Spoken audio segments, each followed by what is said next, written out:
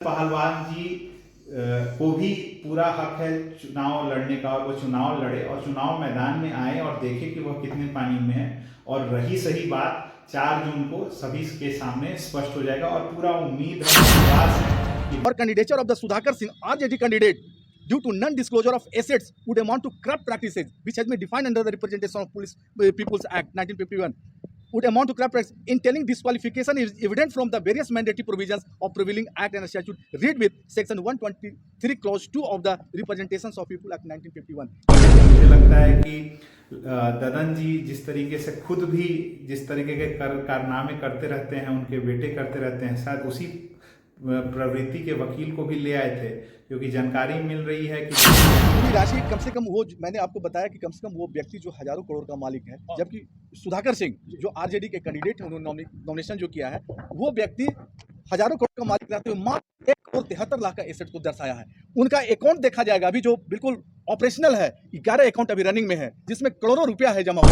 वकील साहब को तो, निरंजन कुमार को तो वकालत करने तक का अधिकार प्राप्त नहीं है, और बार काउंसिल ऑफ इंडिया ने उनको सस्पेंड कर दिया है अप्रैल महीने में 2023 में। वो भी किस केस में? तो महिलाओं के उत्पीड़न, महिलाओं के मोलेस्टेशन के केस में पटना हाईकोर्ट में उनके खिलाफ परिवाद दायर हुआ था, और पटना हाईकोर्ट ने सुओ मोटो एक्शन लेते हुए इस व्यक्ति को पटना हाईकोर्ट की चौहद्दी के अंदर कदम तक नहीं रखने की अनुमति दी है। और ये फ्रॉड आदमी ऑनरेबल कोर्ट के द्वारा, ऑनरेबल अपेक्स के कोर्ट के द्वारा जो डिसाइडेड लॉ है, इससे ये प्रतीत होता है कि उनका नॉमिनेशन पेपर बिल्कुल इलीगल है।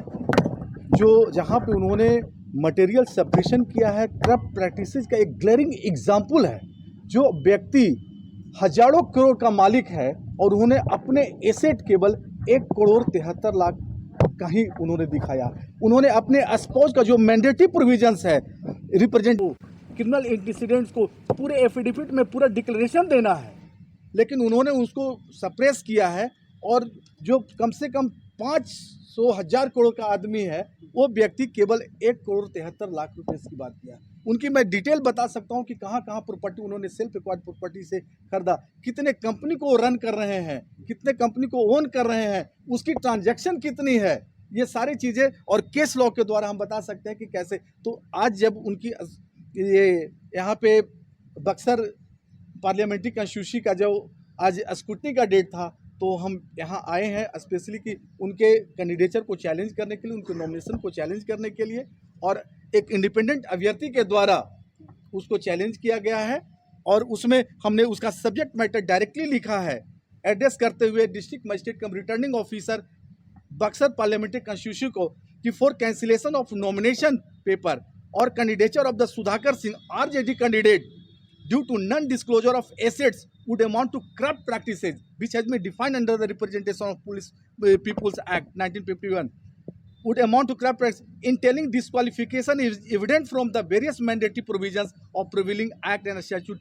Read with section 123 clause 2 of the Representations of People Act 1951, in which it has clearly been mentioned that how this corrupt practices has been done and how he has suppressed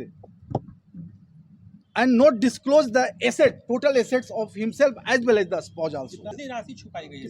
पूरी राशि बताएं। पूरी राशि कम से कम वो, मैंने आपको बताया कि कम से कम वो व्यक्ति जो हजारों करोड़ का मालिक है, जबकि सुधाकर सिंह जो आरजेडी के कैंडिडेट हैं, उन्होंने नॉमिनेशन जो किया है, वो व्यक्ति हजारों करोड़ का मालिक रहते हुए मात्र 1,73,00,000 का एसेट को दर्शाया है। उनका अकाउंट देखा जाएगा अभी जो बिल्कुल ऑपरेशनल है, 11 अकाउंट अभी रनिंग में है, जिसमें करोड़ों रुपया है जमा हुआ वो। और उन्होंने केवल 5 अकाउंट का डिटेल दिया है, जबकि हम सारा डिटेल दिया कि ये अकाउंट है, उनका रनिंग है, ऑपरेशनल है, फिर भी the same has already been suppressed. इसमें कानून क्लियर है, आप देखेंगे सेक्शन 33, सेक्शन 123 क्लॉज 2, ये सब में क्लियर दिया हुआ है कि अगर इस तरह का चाहे क्रिमिनल इंसिडेंट को कोई छुपाता है या एफिडेविट में जो डिक्लेरेशन दी जाती है, अगर उसको छुपाता है, उसका सप्रेस करता है, तो ये एक डिस्क्वालिफिकेशन होता है उनके कैंडिडेचर का। इसमें कानून बिल्कुल क्लियर है। Disclosure of the asset would amount to corrupt practices. Entailing disqualification is evident from the section so and so. Read with section 123(2) of the Representation of People Act 1951 as interpreted by this court in Lok Prahari. It is not in dispute that the Mr. Sudhakar Singh suppressed the information with regard to the assets of himself as well as his spouse also, and in accordance with the act provides that if the court is of the opinion that a party has committed a corrupt practices that would result in the election being declared void.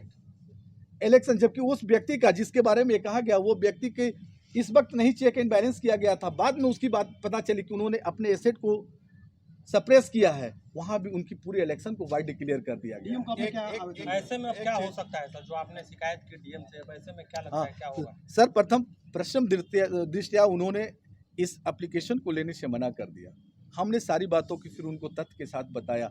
हमने उनको बताया कि कैसे उनकी account ये है, कैसे उनकी सारी प्रॉपर्टी है, डीड के नाम के साथ किस डेट को उन्होंने उस प्रॉपर्टी को खरीदा, वो प्रॉपर्टी कहाँ सिचुएट है, उसका खाता नंबर क्या है, उसका प्लॉट नंबर क्या है, वो कितना रकबा है, ये सारा चीज़ जब मैंने बताया, मैंने कहा कि देखिए कॉलम 7 में ये सारे चीज़ बताया गया जो नहीं वहाँ पे डिस्क्लोज किया गया है। तब उन्होंने देखा, फिर मैंने उनके सारे डिसाइडेड लॉ बताया, हमने उनको बताया। उन्होंने वहाँ डायरेक्टली कहा कि बीइंग ए रिटर्निंग ऑफिसर हम क्या कर सकते हैं।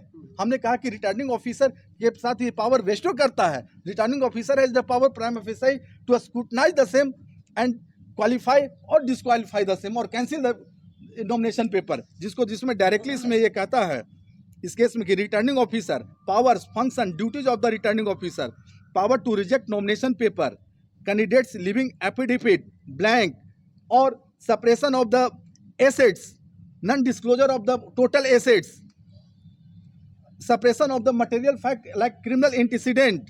Returning officer in such case derived power to reject nomination paper. As such, omission will make it impossible for returning officer to exercise his power due to it under the Representation of People's Act 1951. मैंने clearly उनको बताया। Not only that, वो जो सुधाकर सिंह जो कर रहे हैं, ये केवल उन्होंने सप्रेस ही नहीं किया, बल्कि छल ही नहीं किया, बल्कि वो उनको भी गुमराह कर रहे हैं जो वोटर्स हैं। वोटर्स का भी राइट यहाँ डिफाइन किया गया है। देखिए, सबसे पहले तो बहुत हास्यास्पद बात है कि कोई अगर प्रत्याशी है और वह चुनाव में नामांकन दाखिल कर रहा है, तो अगर कोई संपत्ति उसके नाम पर है तो वह उसका विवरण देने में क्यों हिचकिचाएगा। और अगर इसके बावजूद भी किसी को लगता है कि किसी ने अगर गलत विवरण दिया है तो वह स्वतंत्र है सक्षम न्यायालय के पास जाकर के परिवाद या अपील या केस करने के लिए, मुकदमा दायर करने के लिए। रही बात इलेक्शन कमीशन की, तो इलेक्शन कमीशन ने चुनावी हलफनामे को सही पाते हुए सुधाकर सिंह जी की जो नामांकन की जो दस्तावेज हैं उसको स्वीकृत किया है और उनको पूर्ण रूप से नामांकित कर दिया है, जिसका सिंबल जो है 17-18 तारीख को अलॉट हो जाएगा। तो अब इस बात पर चर्चा करना मुझे लगता है मूर्खता है कि इसमें कोई तथ्य नहीं है। और जब इनका पुराना एक तरीका रहा है तथ्यों को तोड़ मरोड़ करके पेश करना, और इस तरीके के छोटे मोटे स्तर के बहुत सारी बातों को हम लोग बहुत ज़्यादा संज्ञान भी नहीं लेते हैं। मगर रही बात वकील की, तो मुझे लगता है कि ददन जी जिस तरीके से खुद भी जिस तरीके के कारनामे करते रहते हैं, उनके बेटे करते रहते हैं, शायद उसी प्रवृत्ति के वकील को भी ले आए थे, क्योंकि जानकारी मिल रही है कि जिन वकील ने यहाँ पर आकर के जो बातें रखी हैं, उन वकील साहब को तो, निरंजन कुमार को तो वकालत करने तक का अधिकार प्राप्त नहीं है। और बार काउंसिल ऑफ इंडिया ने उनको सस्पेंड कर दिया है अप्रैल महीने में 2023 में। वो भी किस केस में? तो महिलाओं के उत्पीड़न, महिलाओं के मोलेस्टेशन के केस में पटना हाईकोर्ट में उनके खिलाफ परिवाद दायर हुआ था और पटना हाईकोर्ट ने सुओ मोटो एक्शन लेते हुए इस व्यक्ति को पटना हाईकोर्ट के चौहद्दी के अंदर कदम तक नहीं रखने की अनुमति दी है। और ये फ्रॉड आदमी है, इसका खुद कोई आधार नहीं है, तो वह व्यक्ति अगर कुछ कह रहा है तो उसको हम लोग बहुत ज़्यादा संज्ञान में नहीं लेते हैं। और बार काउंसिल ऑफ इंडिया से जो आदमी सस्पेंडेड है, जिसको वकालत करने तक की कोई अनुमति नहीं दी है, तो उसकी बातों को हम कैसे संज्ञान में ले सकते हैं।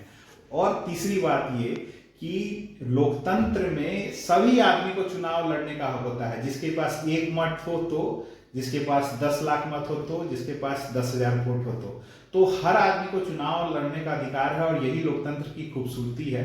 और ददन पहलवान जी को भी पूरा हक है चुनाव लड़ने का, और वो चुनाव लड़े और चुनाव मैदान में आए और देखे कि वह कितने पानी में है। और रही सही बात, 4 जून को सभी के सामने स्पष्ट हो जाएगा। और पूरा उम्मीद है और विश्वास है कि बक्सर की जनता भारी मतों से, अभूतपूर्व वोट देकर के सुधाकर जी को रिकॉर्ड मतों से जिताएगी। धन्यवाद।